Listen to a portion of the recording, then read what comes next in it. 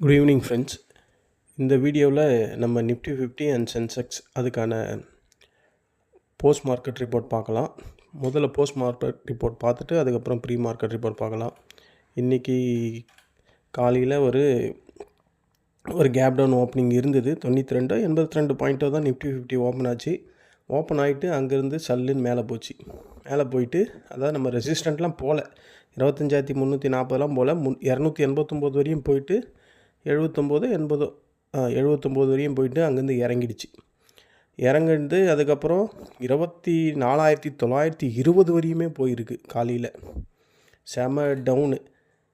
Market down ஆகிறதுக்கு முக்கியமான reason already நம்ம டிஸ்கஸ் பண்ணது தான். குளோபல் மார்க்கெட்டெல்லாம் வீக்காக இருக்குது. ஜியோ பாலிட்டிக்கல்ஸ் அன்சர்டனிட்டி கண்டினியூஸாக எஃப்ஐ செல் பண்ணிக்கிட்டே இருக்காங்க. இன்றைக்கி மறுபடியும் நிஃப்டி 50 ஸ்ட்ராங்கான 25,000 உடச்சிடுது. டெக்னிக்கல் சப்போர்ட்டை பிரேக் பண்ணிடுச்சு. பத்தாவதுக்கு நம்ம ரூபாயோட அந்த மதிப்பு குறைஞ்சிக்கிட்டே இருக்குது. ரெக்கார்ட் லோ போய்கிட்டே இருக்குது நம்ம ரூபாயோட மதிப்பு. ஹெவி ஸ்டாக்ஸ் எல்லாம் இன்றைக்கி ஓவராக செல் ஆஃப் ஆச்சு. பர்டிகுலராக பேங்க் நிஃப்டி கதற இன்றைக்கி அடிச்சிட்டாங்க. இன்றைக்கி நிஃப்டி 50 இறங்கிறதுக்கு மெயின் காரணம் பேங்க் நிஃப்டி தான். அப்புறம் நல்ல வெலாட்டிலிட்டி ஒரு டவுனில் இருந்துட்டு மேலே போனவொடனே மறுபடியும் ப்ராஃபிட் புக்கிங் நடந்திருக்கு. இதுதான் இன்றைக்கி மார்க்கெட்டில் நடந்த நிகழ்ச்சி. டோட்டலாக இந்த 6 பாயிண்ட்டு தான். இது ஒரு நல்ல டவுன்லேருந்து மார்க்கெட் மேலே போகும்போது ப்ராஃபிட் புக்கிங் நடக்குது. அதுதான் இந்த கடைசியாக எத்தனை மணிக்கு 1 மணிலேருந்து ப்ராஃபிட் புக்கிங் நடந்தது. நல்ல டவுன் போனாங்க. 24,920 வரையும் போயிட்டு மார்க்கெட் அங்கேருந்து ஃபர்தராக நல்ல ரெக்கவரி. சரி, மார்க்கெட் பழையபடி மேலே போயிடும் அப்படின்னு பார்த்தா அங்கே மறுபடியும் ப்ராஃபிட் புக்கிங் நடக்குது. இதுதான் இன்றைக்கி மார்க்கெட் ஒரு டவுன் வந்துட்டு நல்ல டவுன் வந்துட்டு மேலே போயிட்டு மறுபடியும் டவுனு. இன்றைக்கி நிஃப்டி 50 75 பாயிண்ட்டு மைனஸில் முடிஞ்சிருக்கு. இன்றைக்கி நம்ம போஸ்ட் மார்க்கெட் நம்ம எப்படி இதில் ட்ரேட் பண்ணோம் அப்படின்ற மாதிரி பார்க்கலாம். நான் இந்த கேண்டில் கொடுத்தேன். இந்த கேண்டில் இருக்குது பார்த்திங்களா, 10 மணிக்கு இந்த ப்ளூ லைனை கட் பண்ணி கீழே ஸ்ட்ராங்காக ஒரு பியரிஷ் கேண்டில் பிரிண்ட் ஆச்சுன்னா அங்கே போய் எடுங்க. என்ன இந்த கேண்டிலில் ப்ராஃபிட் ஒன்றுமே இல்லை. நம்ம வெயிட் பண்ணணும். அதுக்கேற்ற மாதிரி காத்துக்கிட்டே இருக்கணும். நமக்கு ஆப்பர்ச்சுனிட்டி எங்கே கிடைக்கிது அப்படின்ற மாதிரி. இங்கெல்லாம் சொல்லலை. ஆனால் இந்த ப்ளூ லைனை கட் பண்ணி ஒரு பியரிஷ் கேண்டில் இங்கே பிரிண்ட் ஆனதுக்கப்புறம் நான் அடுத்த கேண்டில் கண்டிப்பாக பிஇ சைடில் போகலாம் அப்படின்ற மாதிரி தான் கொடுத்தது ப்ராஃபிட். அது பாருங்கள், நல்லா இறங்கிச்சு. இங்கே ஃபஸ்ட் இந்த கேண்டில் கொடுத்தேன்னா 10:15 கேண்டிலில், அதாவது இது முடியும் போதே கொடுத்துட்டேன். 10 மணி கேண்டில் முடியும் போதே இதில் கொடுத்தாச்சு. இதில் ஒரு ப்ராஃபிட் வந்தது. அதுக்கப்புறம் நிஃப்டி 50ல் ஆப்பர்ச்சுனிட்டிஸ் எங்கேயுமே கிடைக்கல. அதுக்கப்புறம் எங்கே கிடச்சிதுன்னா இங்கே கிடச்சிது 12:15. இந்த 12:15 தான் ஆல்ரெடி நான் அகைன் என்னுடைய ஃப்ரெண்ட் சர்க்கிளில் சொன்னேன். இந்த ப்ளூ லைன் அகைன் டச் பண்ண போகுது. டச் பண்ணிச்சுன்னா கண்டிப்பாக ரிவர்ஸ் ஆகிடும். ஏன்னா இது ஃபஸ்ட்டு அதாவது இந்த அட்டம்ப்ட் இங்கே எவ்வளோ நேரம் கழித்து மறுபடியும் வருது, 2 ஹவர் கழித்து வருது. ஸோ அதுக்குள்ளே இந்த இடத்துல ரெசிஸ்டண்ட் ஸ்ட்ராங்காக இருக்கும் 25,200. ஸோ அந்த 25,200 க்ளோஸாக அந்த ப்ளூ லைனை டச் பண்ணும் போதே எடுங்க அப்படின்ற மாதிரி தான் என் ஃப்ரெண்ட் சர்க்கிளில் சொல்லியிருந்தேன். இந்த ஒரு கேண்டில்லையும் ப்ராஃபிட் பிஇ சைடில். ஸோ இது ஒரு 10:15 ஒன்று, இது ஒன்று 12:15 ஒன்று. இந்த 2 கேண்டில், இந்த 2 கால்ஸ் மட்டும்தான் என்னுடைய ஃப்ரெண்ட் சர்க்கிளில் நான் கொடுத்தது. 2மே ப்ராஃபிட் தான் இன்றைக்கி நிஃப்டி 50ல். வேறு எங்கேயுமே நான் கொடுக்கல. இந்த மேலெல்லாம் போகும்போது ஒரு இடத்துல கூட நான் கால் இதுவே கொடுக்கல. ஏன்னா இது கொடுக்கறதுக்கான ஆப்பர்ச்சுனிட்டியே அங்கே அவன் கொடுக்கவே இல்லை. அவன் பாருங்கள், இங்கே இருந்தால் 11 மணிலேருந்து 12:45 வரையும் மேலே போய்கிட்டே தான் இருந்தான். இந்த ஒரு இதை ஜட்ஜ் பண்ணது நம்ம, இது கண்டிப்பாக தொட்டுட்டு இறங்க வாய்ப்பு இருக்குது அப்படின்ற மாதிரி ஜட்ஜ் பண்ணது. அதை முடிஞ்ச உடனே க்ளோஸ் பண்ணியாச்சு. அடுத்த கேண்டில் பாருங்கள் எவ்வளோ பெருசாக போயிருக்கு. இது நம்ம ப்ரிடிக்ட் பண்ண முடியாது. இப்போது இந்த சப்போர்ட்டு ரெசிஸ்டண்ட்டாக மாறி டச் பண்ணிவிட்டு கீழே வரும்போது அடுத்த கேண்டில் நம்ம என்ன ப்ரிடிக்ட் பண்ணுவோம்? ஒரு நார்மல் ஹியூமன் பீயிங்காக என்ன பண்ணுவோன்னா, இது பையிங் ப்ரெஷர் இல்லை, செல்லிங் ப்ரெஷரில் முடிஞ்சிருக்கு, ஸோ மார்க்கெட் ஃபர்தராக கீழே வரும் அப்படின்னு நினைப்போம். ஆனால் மார்க்கெட்டில் பாருங்கள் ஃபர்தராக இன்னும் மேலே போயிடுச்சு. ஸோ அதுதான் அந்த ஒரு டவுன் காட்டுறான், கீழே வருதுன்னு அர்த்தம். அடுத்த கேண்டில் என்ன வருது இந்த மாதிரி பார்க்கணும். இந்த லைனுக்கு கீழே க்ளோஸ் ஆகிறான். அடுத்த கேண்டில் என்ன வருது நம்ம பார்க்குறோம், இங்கே பார்த்துருக்கோம். இந்த கேண்டில் அடுத்தது பியரிஷு, அதுவும் அந்த லைனுக்கு கீழே தான் வந்திருக்கு. அதுவும் அந்த மேலே இருக்க ரெசிஸ்டன்ட் லைன் ப்ளூ லைனை டச் பண்ணிவிட்டு கீழே இறங்குது. ஸோ அப்போ இது கண்டிப்பாக அடுத்த கேண்டில் பியர் வர்றதுக்கான வாய்ப்பு இருக்குது அப்படின்றத 100% நம்ம ப்ரிடிக்ட் பண்ணிடலாம். ஆனால் இந்த இடத்துல அந்த மாதிரி வரல.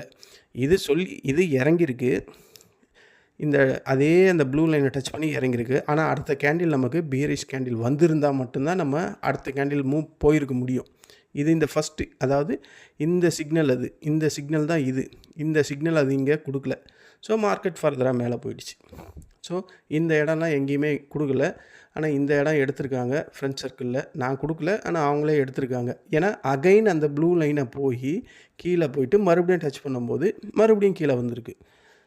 நான் கொடுத்தது 2.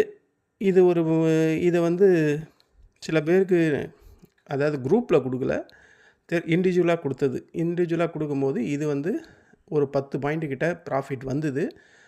ஆனால் ரொம்ப பேர் 5, 6 அந்த பாயிண்டில் தான் பிடிச்சிருக்காங்க. ஆனால் ஒரு குவான்டிட்டி எடுக்கல, 2 குவான்டிட்டி எடுத்துருக்காங்க. அப்போது ஒரு 5 பாயிண்ட்டுனே வச்சிங்களேன். நிஃப்டி 50ல் 65 இல்லை, இப்போது 65 5னா 25, 325 ரூபா. அப்போ 2 குவான்டிட்டி எடுத்திருந்தால் 650 ரூபா முடிஞ்சு போச்சு. ஸோ இதுதான் இன்றைக்கி நிஃப்டி 50ல் நம்ம ட்ரேட் பண்ண இடங்கள். வேறு எங்கேயுமே பண்ணல, வேறு கால் சைடில் எங்கேயுமே போகல. ஃபுல்லாக ஃபோக்கஸ் பிஇ சைடை மட்டும்தான் பார்த்தோம். இதுதான் இன்றைக்கி நிஃப்டி 50க்கான போஸ்ட் மார்க்கெட் பாருங்கள். நம்ம இந்த செகண்ட் சப்போர்ட்டு 24,954, அதெல்லாம் கதற விட்டு 25,000 கட் பண்ணி 24,920 வரையும் போயிட்டு மார்க்கெட் ஃபர்தர் ஆகிடுச்சு. நான் நினச்சேன் கண்டிப்பாக இன்றைக்கி 24,874 டச் பண்ணுன்ட்டு. ஆனால் பாதியில் ரிவர்ஸ் ஆகிடுச்சு. இது ஒன் டே கண்டியில் மார்க்கெட் எப்படி இருக்குது இப்போது? ஒரு புல்லிஷ் டோஜி மாதிரி இருக்குது. வாய்ப்புகள் எனக்கு தெரிஞ்சு மார்க்கெட் ஃபர்தராக மேலே போகும் அப்படின்ற மாதிரி தான் எனக்கு தோணுது. இப்போ இருக்கிற அந்த ஒன் டே கேண்டில் பார்த்தா. இதுதான் நிஃப்டி 50ல் போஸ்ட் மார்க்கெட்டு. சென்செக்ஸில் வரலாம். சென்செக்ஸில் பாருங்கள், அதே ஒரு கேப் டவுன் வந்துட்டு மேலே போச்சு, மறுபடியும் கீழே வந்தது. அதே சினாரியோ தான் இந்த ப்ளூ லைன் கீழே முடிஞ்சிருக்கு. கன்ஃபர்மேஷன் இந்த பியரிஷ் கேண்டில் வந்திருக்கு. அதுக்கப்புறம் இன்றைக்கி சென்செக்ஸ்லேயும் ப்ராஃபிட் தான் எடுத்திருக்காங்க, இந்த கேண்டிலில் எடுத்திருக்காங்க. இதே தாங்க டிட்டோ நிஃப்டி 50லேயும் சென்செக்ஸ்லேயும் ஒரு மாற்றமும் கிடையாது, ஒரே மாதிரி தான் இதில் எடுத்திருக்காங்க. ஈவனும் பாருங்கள், நம்ம 3வது சப்போர்ட்டு 81,061 சொன்னேன். அவன் 81,113 வரையும் அப்படியே ரிவர்ஸ் ஆகி மேலே போச்சு. இந்த இடம் நான் பர்டிகுலராக சொல்லியிருந்தேன் மார்க்கெட்டில். ஃபஸ்ட்டு ரெசிஸ்டண்ட்டு 82,435, அது கண்டிப்பாக க்ளோஸாக வந்தாவே எடுக்கலாம் அப்படின்ற மாதிரி தான் சொன்னேன். ஆனால் அது டச் பண்ணலை. நான் க்ளோஸாக வந்தால் எடுக்க சொல்லியிருந்தேன் ஃப்ரெண்ட் சர்க்கிளில். 82,411, அது 58ல் இருக்குது. ஒரு 36 பாயிண்ட் 37 பாயிண்ட்டு பிஃபோராகவே அது திரும்பிடுச்சு. ஸோ அங்கே யூஸ் பண்ண முடியல. அப்புறம் இந்த இடத்த யூஸ் பண்ண சொல்லியிருந்தேன். இந்த கேண்டில் 12.15 கேண்டில் அது மேலே அந்த ப்ளூ லைனை மேலே டச் பண்ண உடனே எடுங்கன்னு.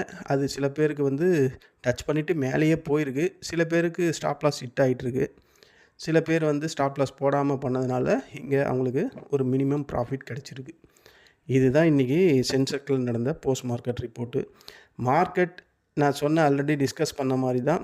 இந்த ஒரு 6 காரணம் தான், 6 ஒரு ரீசனால் தான் மார்க்கெட் டவுனான மார்க்கெட் மேலே போச்சு. மறுபடியும் அங்கேருந்து ஒரு ப்ராஃபிட் புக்கிங் நடக்குது. நமக்கு டோட்டலாகவே இந்தியன் மார்க்கெட் இல்லை, வேர்ல்டு மார்க்கெட் எல்லாமே ஒரு பேரிஷ் ட்ரெண்டில் தான் இருக்குது. முழுக்க காரணம் அந்த ஒரு ட்ரம்ப்பால் தான். ஏன்னா மனுஷனுக்கு ஆசை இருக்கலாம், பேராசைன்னா அதை நம்பி சார்ந்திருக்கக்கூடிய எல்லா நாடும் அவஸ்தைப்படுது. இந்தியன் மார்க்கெட் மட்டும் இல்லை, அதாவது உலக மார்க்கெட் எல்லாம் ஏறிக்கிட்டு இருந்தது. அப்போவே நம்ம இறங்கிக்கிட்டு தான் இருந்தோம். இப்போ உலக மார்க்கெட்டெல்லாம் இறங்குது, நம்ம இன்னும் பயங்கரமாக இறங்குறோம். இதுதான் நடக்குது, வேறு ஒன்றும் கிடையாது.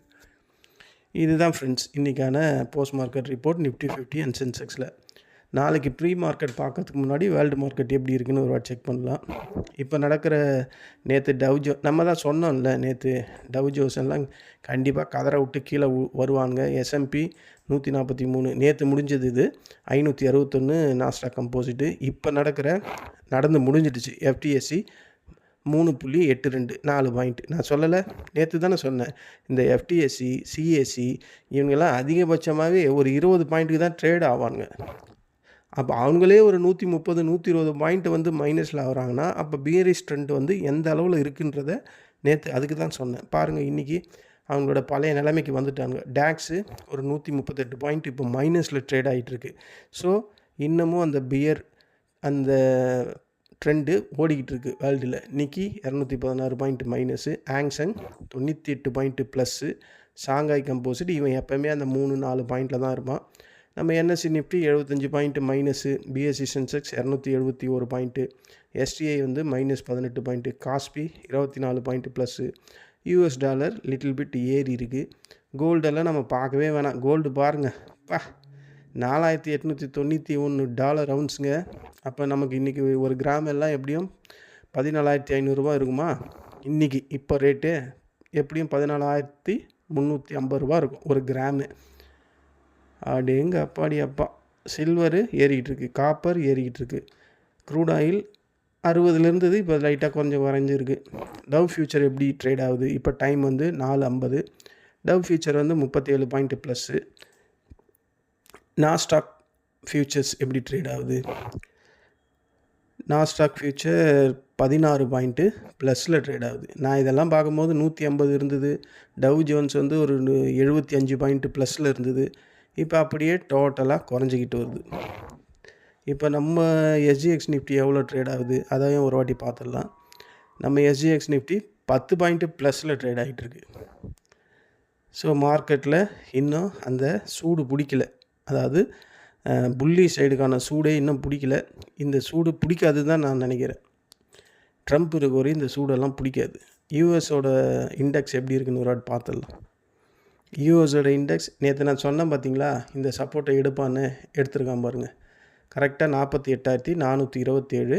அதை டச் பண்ணிவிட்டு 48,488 க்ளோஸ் பண்ணியிருக்கான். இவன் எதில் முடிஞ்சிருக்கான்? நான் சொன்னேன் நேற்று பாருங்கள், இந்த செகண்ட் லைன் நான் போட்டேன்னா இந்த சப்போர்ட் வரையும் வரும்னு சொன்னேன்னா 22,971 அது வரையும் வந்துட்டு அதுக்கும் கீழேயே க்ளோஸ் ஆகியிருக்கான் 22,954. ஸோ மார்க்கெட்டில் கரெக்டாக நம்ம போடுற அந்த லைன்ஸு பக்காவாக ஒர்க் அவுட் ஆகுது. இவனுங்க இன்றைக்கி பாருங்கள், இவனுங்க 2 பேருமே பாருங்கள் எவ்வளோ பெரிய கேண்டில் பீரிஷ். அப்போ எனக்கு தெரிஞ்சு இவனுங்க இன்னும் ஃபர்தராக கீழே இறங்கி தான் முடியும். அப்போ நாளைக்கு நம்ம நிஃப்டி 50 அகைன் ஒரு கேப் டவுன் ஓப்பனிங் தான் கிடைக்கும் அப்படின்ற மாதிரி தான் நான் ஃபீல் பண்ணுறேன். அப்படி தான் அங்கே சார்ட்லேயே இருக்குது. சரி, நான் சில சேஞ்சஸ் பண்ணிடுறேன். சேஞ்சஸ் பண்ணிவிட்டு நம்ம நாளைக்கான ப்ரீ மார்க்கெட் ரிப்போர்ட் பார்க்கலாம்.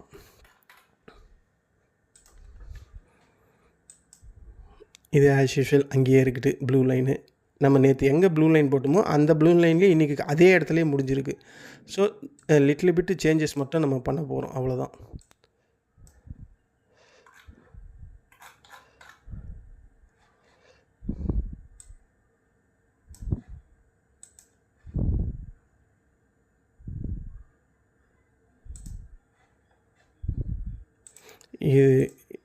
இது ஜஸ்ட்டு ஒரு எஜுகேஷன் பர்பஸ் தான் இந்த லைன், ஓகேங்களா? அகைன் அண்ட் அகைன் சொல்கிறேன், இது வந்து ட்ரேடிங்க்கான லெவல்ஸோ இதோ கிடையாது.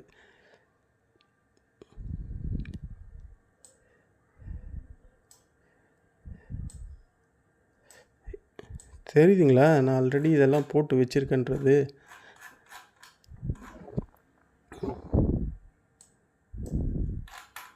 ஸோ இந்த லெவல்ஸ் தான். நாளைக்கு எப்படியும் அகைன் ஒரு கேப் டவுன் ஓப்பனிங் எனக்கு அப்படி தான் தெரியுது.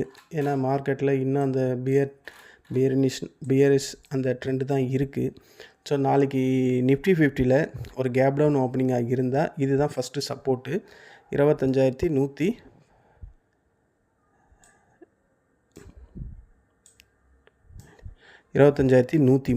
இதுதான் ஃபஸ்ட்டு சப்போர்ட்டு. அதுக்கப்புறம் இருக்குது 25,030. அதுக்கப்புறம் இருக்குது 24,920. அதாவது இன்றைக்கி வந்து காமிச்சான்ல நான் இது வரையும் வந்து இறங்க வேண்டாம் அப்படின்ட்டு, அதையும் உடச்சிட்டானா 24,812 தான். ஸோ இதுதான் நாளைக்கு சப்போர்ட்டு, ஓகேங்களா? அதாவது நிஃப்டி 50ல் நாளைக்கு இதுதான் இன்ட்ராடே சப்போர்ட்டு. இந்த ப்ளூ லைனுக்கு மேலே ஒரு கேப் அப் கிடைச்சா நாளைக்கு இப்படி போச்சுன்னா கூட மார்க்கெட் இங்கே ஸ்ட்ராங்கான ரெசிஸ்டண்ட்டு இங்கே இருக்குது 25,292, அதாவது 300. அதை தொட்டுதுன்னா மறுபடியும் இப்படி தான் வரும். இப்படி வந்துட்டு மறுபடியும் இந்த ப்ளூ லைனை தான் சப்போர்ட் எடுத்துகிட்டு மேலே போகும் அப்படின்ற மாதிரி தான் நான் ஃபீல் பண்ணுறேன். ஏன்னா அப்படி தானே நடந்துக்கிட்டு இருக்கு. நம்ம ஒவ்வொரு வாட்டியும் பார்க்குறோம், அப்படி தானே நடந்துகிட்ருக்கு. இந்த ப்ளூ லைனு நான் ஏன் போடுறேன்னு இப்போ உங்களுக்கு புரிஞ்சிருக்கும். அந்த பேஸை தொட்டு தான் எல்லாமே நடக்குது. கீழே போகிறான்னா மறுபடியும் அந்த ப்ளூவை தொட்டானா கீழே தான் வரான். அதை ஸ்ட்ராங்காக அந்த ப்ளூ லைன் வரும்போது மட்டும் அந்த கேண்டிலை பாருங்களேன், கேண்டில் 6 எவ்வளோ பெருசு வருது. அவ்வளோ பெருசு வந்தால் தான் அதை உடைக்க முடியுது. அதனால தான் அவ்வளோ பெரிய கேண்டில் வருது. அதுக்கப்புறம் நம்ம ரியல் ரெசிஸ்டன்ட் போனதுக்கப்புறம் அங்கேருந்து மறுபடியும் செல் ஆகுது. ஸோ இதுதான் ஃப்ரெண்ட்ஸ் நாளைக்கு நிஃப்டி 50க்கான ப்ரீ மார்க்கெட் ரிப்போர்ட்டு. இந்த ஒரு கேப் டவுன் ஓப்பனிங்காக இருந்தால் ஃபஸ்ட்டு சப்போர்ட்டு 25,103 இருக்குது. அதுக்கப்புறம் 25,030 இருக்குது. அதுக்கப்புறம் 24,920 இருக்குது. அதுக்கப்புறம் 24,812. ஏன்னா இதை இப்போ அவன் காமிச்சிட்டான். இது வரையும் வரதுக்கு அடுத்த சப்போர்ட் எடுத்தானா 24,812 தான்.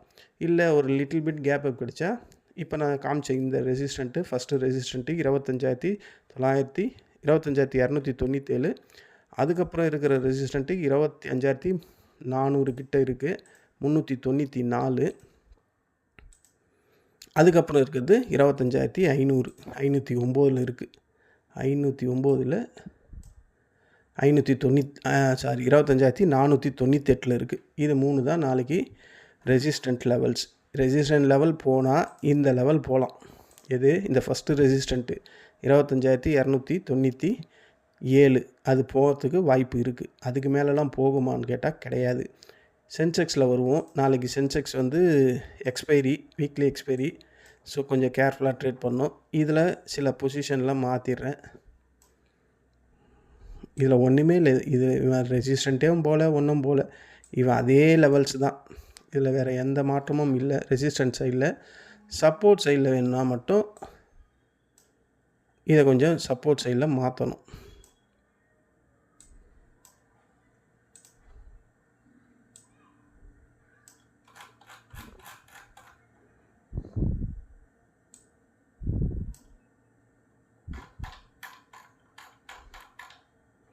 இப்போ இங்கே 81,919 முடிஞ்சிருக்கு. இதில் ஒரு ஓகே கரெக்டாக இருக்குது. இதுதான் ஃப்ரெண்ட்ஸ் சென்செக்ஸில் நாளைக்கான இன்ட்ராடே லெவல்ஸு. அதாவது ஒரு கேப் டவுன் ஓப்பனிங் இருந்தால் இதுதான் ஃபஸ்ட்டு சப்போர்ட்டு 81,400. இப்படி போயிட்டு இப்படி போகலாம். 81,477 தான் ஃபஸ்ட்டு சப்போர்ட்டு. அந்த சப்போர்ட்டை உடைச்சிதுன்னா அதுக்கப்புறம் இருக்கிறது 81,111, 81,111. அதுக்கும் கீழே உடைச்சிதுன்னா இந்த சப்போர்ட்டு ஸ்ட்ராங்கான சப்போர்ட் 80,740. ஸோ இந்த லெவல்ஸ் இன்ட்ராடே சப்போர்ட் லெவல்ஸ். ஒருவேளை ஒரு கேப் அப் கிடைக்குது, கேப் அப்லாம் வாய்ப்பு இல்லை, நம்ம ஃபார்மாலிட்டிஸ்க்கு ஒரு கேப் அப் கிடைக்குது அப்படின்னா ஃபஸ்ட்டு ரெசிஸ்டண்ட்டு இது தான் 82,410. அதுக்கு மேலே இருக்குது 82,781. அதுக்கு மேலே இருக்குது 83,025.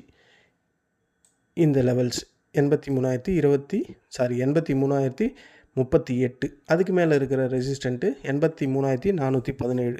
அவ்வளோலாம் போகாது, இருந்தாலும் நம்ம போட்டு வைப்போம். ரெசிஸ்டன்ட் பக்கம் போகிறதுக்கு வாய்ப்பு இல்லை, அது வேணும்னா கன்ஃபார்ம் தான். ஆனால் சப்போர்ட் சைடில் இன்னும் எத்தனை கோடு போட்டாலும் போகும் அப்படின்ற மாதிரி தான் மார்க்கெட்டில் இருக்குது.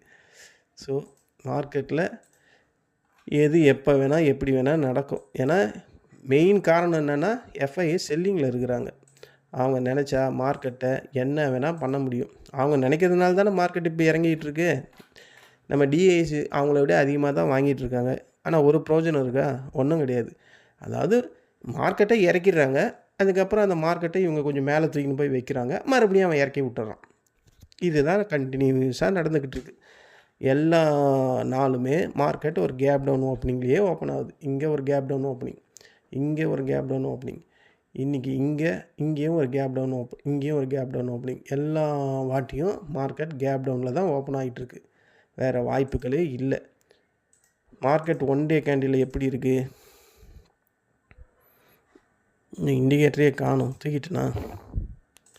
One day candle RSI 14 one டேயில் சென்செக்ஸ் 27 இருக்குது. ஸோ பேரிஷ் ட்ரெண்டில் இருக்குது கன்ஃபார்மாக. பேரிஷ் ட்ரெண்டில் தான் இருக்குது. பேரிஷ் ட்ரெண்டு போய் அல்ட்ரா பேரிஷ் ட்ரெண்டில் இருக்குது. நம்ம நிஃப்டி 50 அவனும் 27 தான் இருக்கான். ஆனால் எனக்கு இந்த கேண்டில் பேட்டர்னை பார்த்தா மார்க்கெட் நாளைக்கு ஃபர்தராக டவுன் வந்துட்டு அகைன் ஒரு மேலே போகும் அப்படின்ற மாதிரி தான் தோணுது. நம்ம வெயிட் பண்ணி தான் பார்க்கணும். அதாவது நம்ம கணிக்கிற மாதிரி மார்க்கெட் கண்டிப்பாக நடக்குது. நான் அதை பார்த்துக்கிட்டு தான் இருக்கேன்.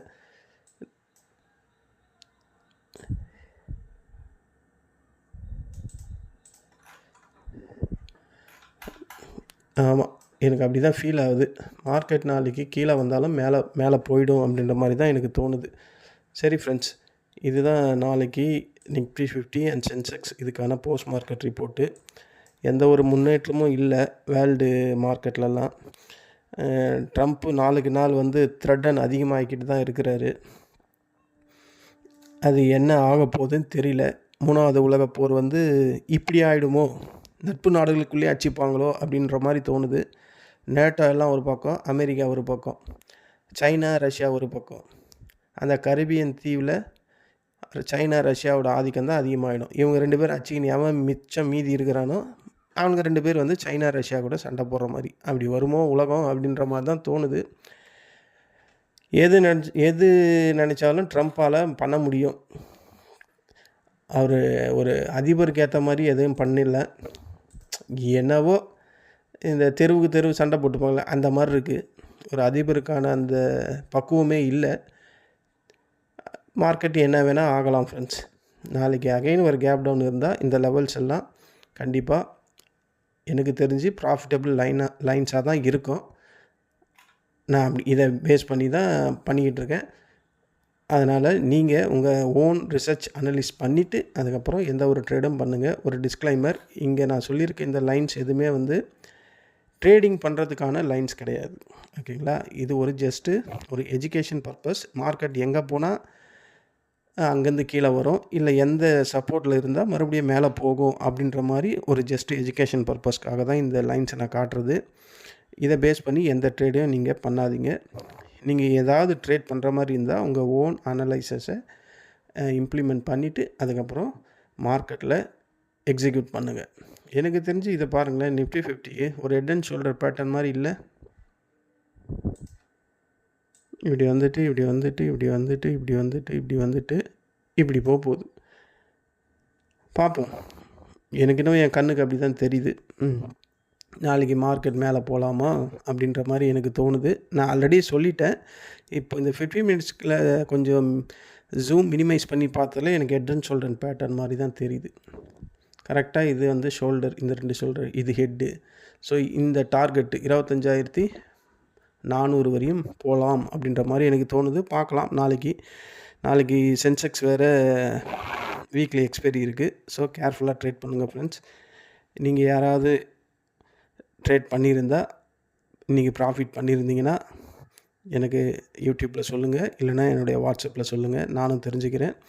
இன்றைக்கி எல்லாருக்குமே என் ஃப்ரெண்ட்ஸ் சர்க்கிளில் எனக்கும் சரி ப்ராஃபிட்டபுளாக தான் முடிஞ்சது. நான் ஒரு 1800 ஃபஸ்ட் 2 ட்ரேட் தான் பண்ணேன். அதுக்கப்புறம் கடைசி அது இந்த சென்செக்ஸில் இந்த ஒரு இடம் எடுத்தேன்னு சொன்னேன்ல,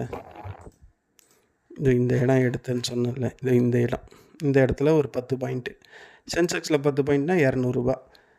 அந்த 3 ட்ரேடுக்கான ப்ரோக்கரேஜ் கமிஷன் இந்த ₹200 போயிடும். முடிஞ்சு போச்சு. ₹1800 ப்ராஃபிட். இன்றைக்கான ட்ரேட் முடிஞ்சு போச்சு ஃப்ரெண்ட்ஸ். அவ்வளோதான். ரொம்ப ப்ரெஷர்லாம் நான் ஏற்றுக்கிறதே கிடையாது இப்போல்லாம்.